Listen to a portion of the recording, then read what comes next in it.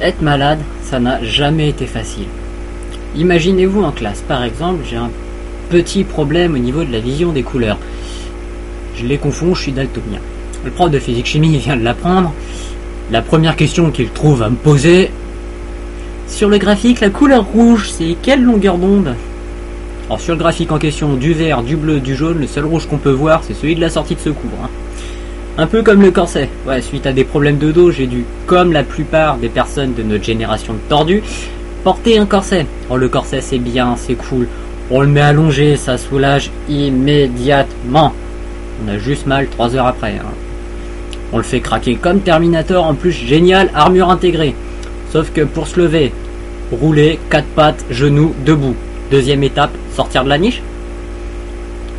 Et les dents de sagesse, c'est pareil quand on les retire pour tout le monde. Une superbe chirurgienne vient près de vous. Vous, à moitié dans le gaz. Vous l'écoutez lui dire: on va compter jusqu'à 10. Et à 10, tu t'endormiras doucement. Or nous, 1, 2, 3, bam, plus personne. Problème, c'est qu'on se réveille au même moment avec un mal de crâne et une rage de dents épouvantable, et pour couronner le tout, votre mère qui vous secoue dans tous les sens parce que vous avez dormi 5 minutes de trop. Non, le plus difficile dans la vie d'un malade, c'est pas ses problèmes, c'est sa mère. Par exemple, la mienne. Toujours parfaite aux yeux des autres. Parfaitement encombrante à mes yeux. Je dis ça, mais je l'adore, ma mère. Elle s'est toujours mise en cadre pour moi. 1. Olivier, va pas là. 2. Olivier, couvre-toi. 3. Tu m'appelles s'il y a un souci, hein. 4. Tu m'envoies un message pour que je t'appelle à ton arrivée pour savoir si t'es bien arrivé.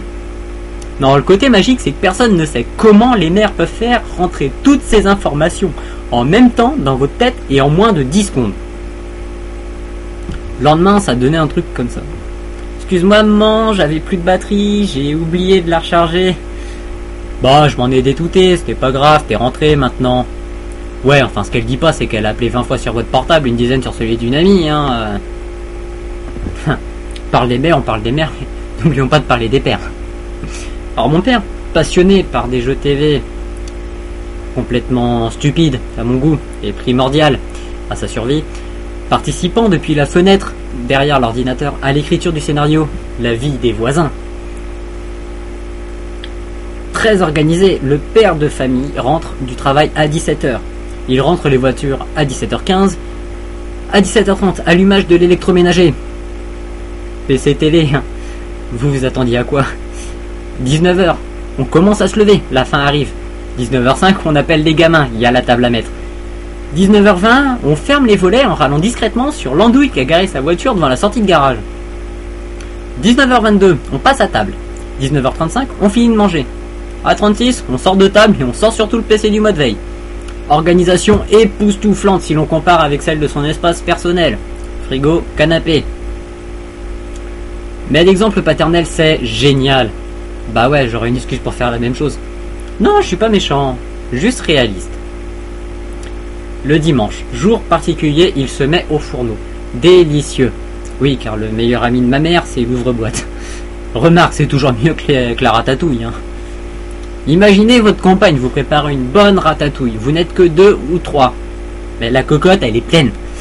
Bah j'ai la solution pour vous, messieurs. Achetez-lui un verre doseur ou prenez-vous un bon Saint-Bernard. Et pour vous, mesdames, si votre mari rentre un jour avec ce fameux chien, ressortez l'ouvre-boîte.